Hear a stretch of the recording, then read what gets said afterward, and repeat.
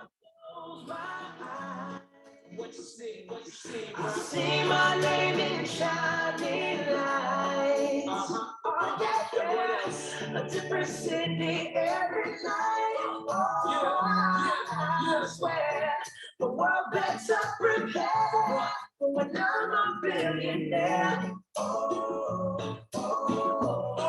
When I'm All right, all right. Congratulations, guys. My name is Tony Martinez. Good morning, good afternoon, good evening. I wanted to play that song because you are watching this video because you are officially licensed and lethal. You just passed your test. You're now ready to begin contracting, and you're watching this video with excitement to get that license turned on so you can finally start working your way into the financial services industry, begin that luxurious career into financial independence. And so I'm going to give you some how-tos of what you need to do. This is not about state by state rules and regulations. This video is for the person that followed all the state regulations and physically has the license. They either have a PDF version of it, they got it ready to go. They've got their license from their state. What's next, Tony? What's next? Next is getting contracted.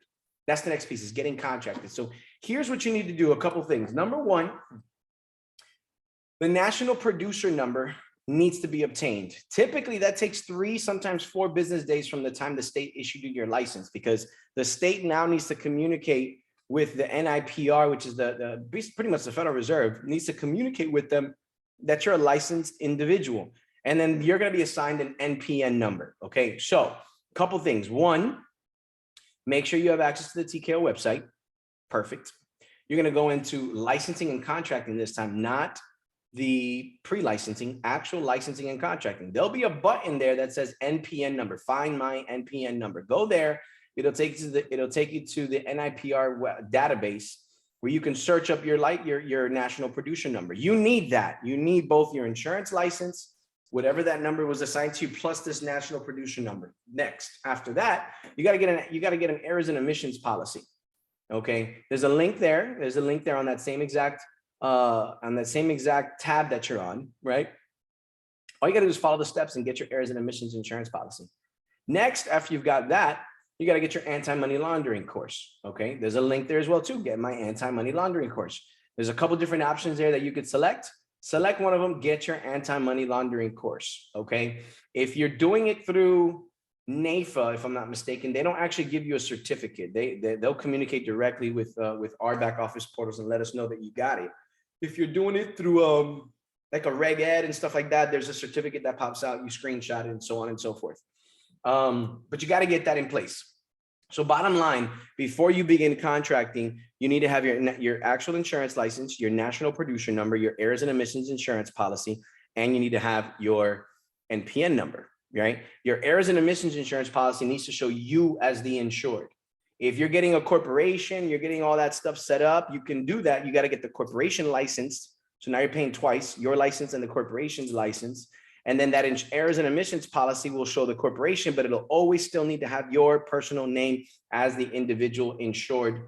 Minimum requirements are going to be $1 million per claim, $1 million aggregate. Okay, that's pretty standard. You need all of that before you begin contracting.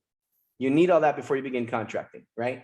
Next thing you want to do is you want to make sure your VP, whoever your VP is, communicates with our licensing team and says, hey, this non-licensed agent that's in your system, they now just got their license. They're going to begin contracting. Let's make sure that we can add them to the hierarchy genealogy at whatever level XYZ it is that they're going to be in, okay? Now that you got all that done, you go into licensing and contracting, you're going to see 4 steps. Step 1, step 2, step 3, step 4. Just follow those steps verbatim. Do me a favor, because you're brand new, you're probably not going to make this mistake. A lot of my veterans will make this mistake, and because they've done contracting before, they feel like they know it all and they skip steps. They just kind of breeze through. Don't do that. Don't do that. Read every single line, follow the steps. When it says don't do something, don't do it.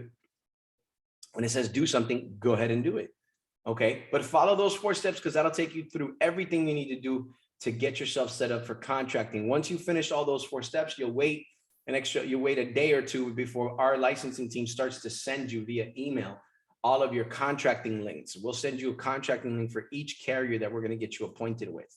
It'll probably be somewhere between 3 to 5 companies up front. We're not going to do them all at once. We do them in rounds. Okay. And then from there, get yourself involved into training, sit down with a trainer, learn how to run quotes, learn how to submit business, learn how to go out to the field, and decide, now that you're licensed, how are you going to start your first month? Are you going to do it with a warm list? Or are you going to do it with a leads list? My opinion, warm lists are a heck of a lot more profitable, a lot easier to get into, right?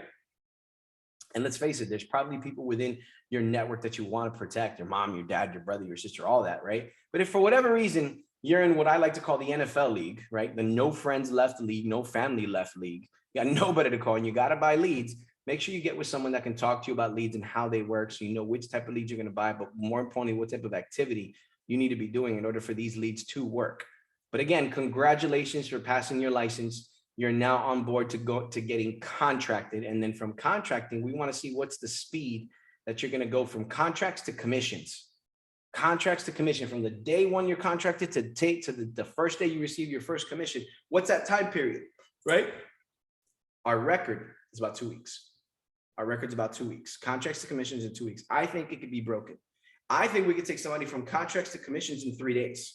We have products that will approve that fast, will pay out that fast. And I'm excited to see what it is going to be, what's going to be your name that you etch in stone in the history books of your agency, to see how fast you wanted to receive your commission, how fast you wanted to show people around you that that license is a profitable business. Have a good one. Be blessed.